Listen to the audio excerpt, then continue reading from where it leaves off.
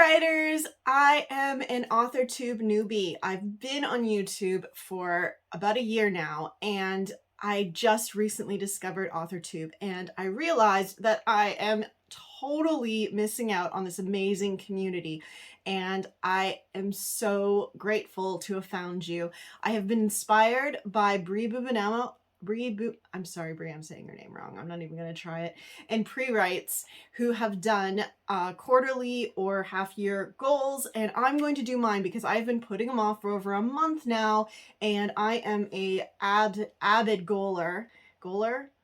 I'm going to go with that. I'm an avid goaler and I love goals, but I have been honestly putting them off. And this is hilarious for me, actually, now that I think about it, because I'm a longtime pantser. And last year when I started this channel, it was because I was going to try planning.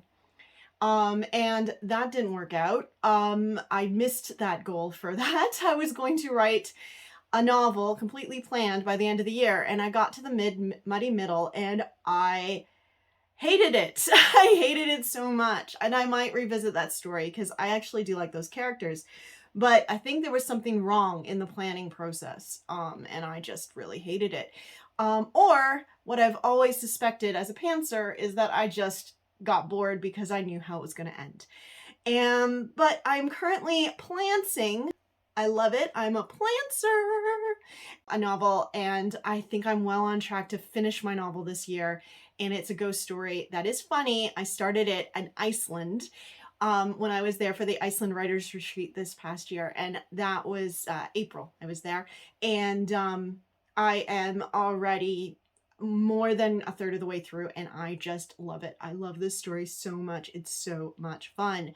And I'm not bored, even though I've got my spreadsheet from StoryGrid and all that stuff, all those goodies. I'm not bored at all. So this whole planting thing is definitely a happy place.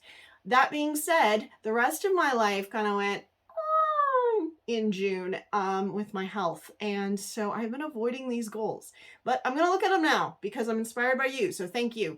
Here we go. Word for the beginning of 2022 was momentum. I had started my YouTube channel, I had started my Patreon account, and I was really happy with my life, even though I hadn't finished that novel that I mentioned.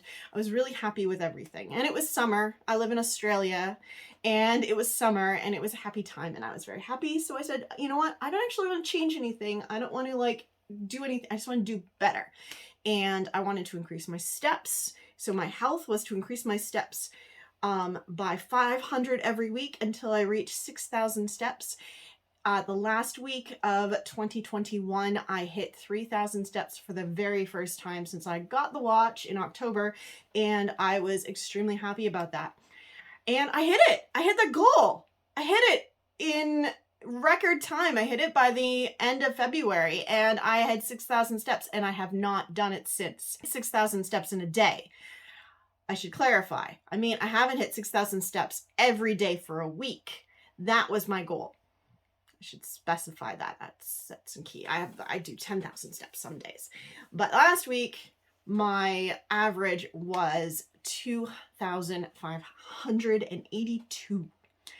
And in June, I plummeted really low as well. And I'm just not happy with that. So this week, I have looked at this goal and I have said, you know what I did? Is I hit the goal and then I went, nope, and I didn't do it again. But I want not just momentum now. I want to have consistency. And consistency is more important to me than quality, actually.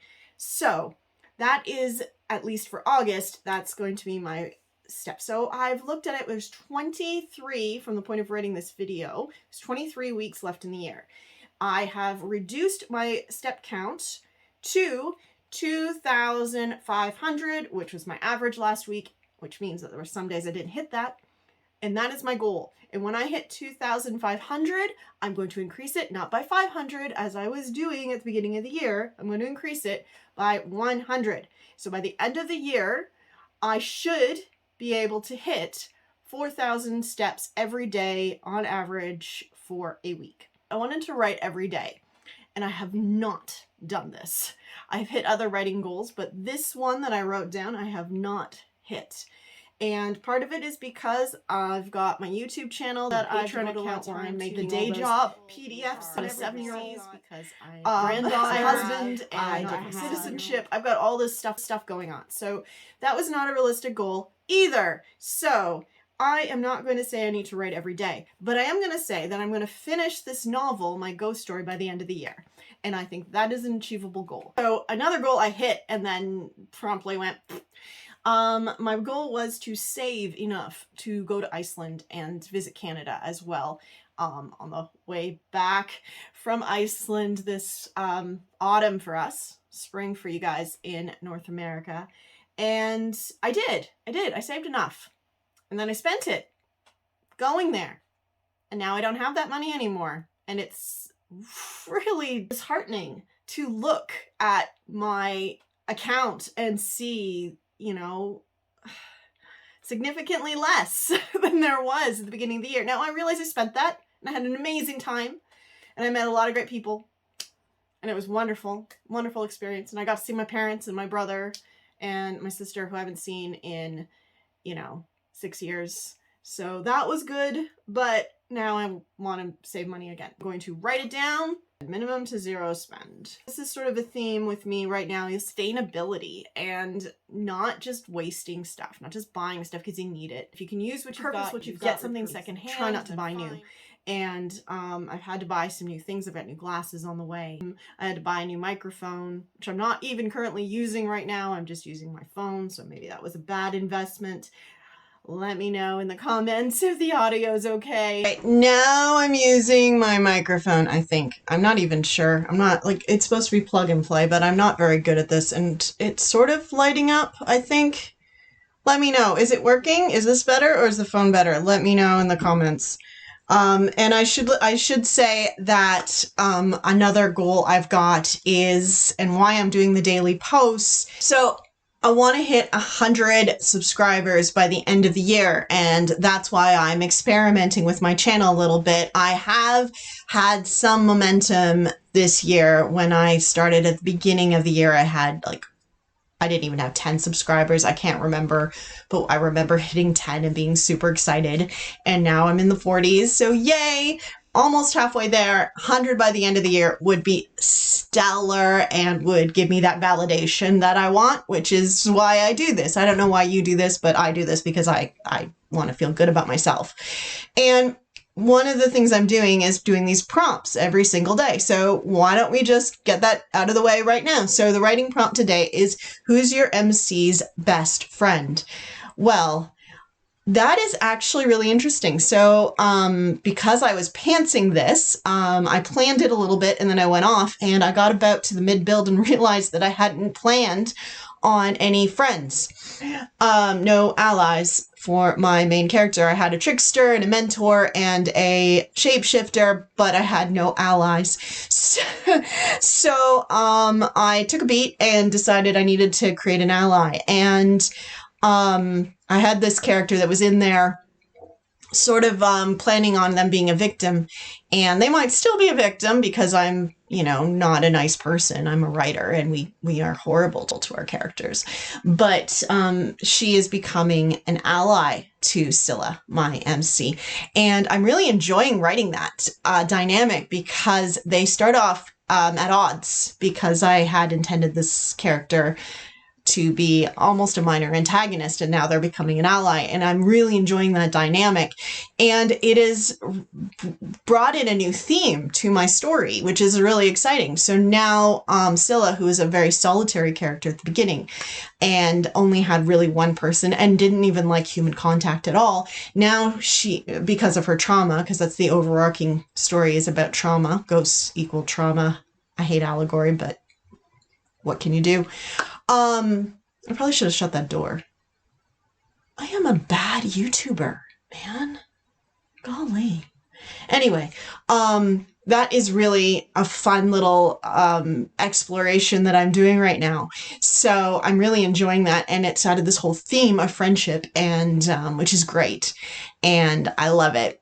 The reason that my stories almost always miss the ally, I have discovered, is because I hate love stories. And the purpose of a love interest, other than to titillate, which is something I'm not really interested in. It's to create an audience for your main character. So your main character has somebody to talk to, has somebody to work things out with, has somebody to bounce ideas off of. But ultimately, your reader can see through the eyes of their ally the value in this character.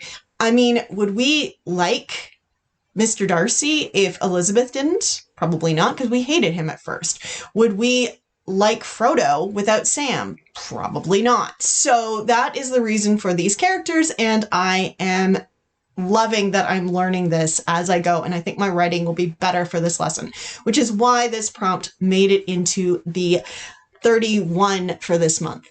So let me know in the comments who is your main character's best friend, and also which audio is better.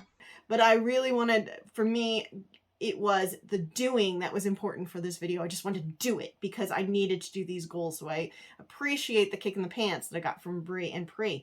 I just realized that rhymes.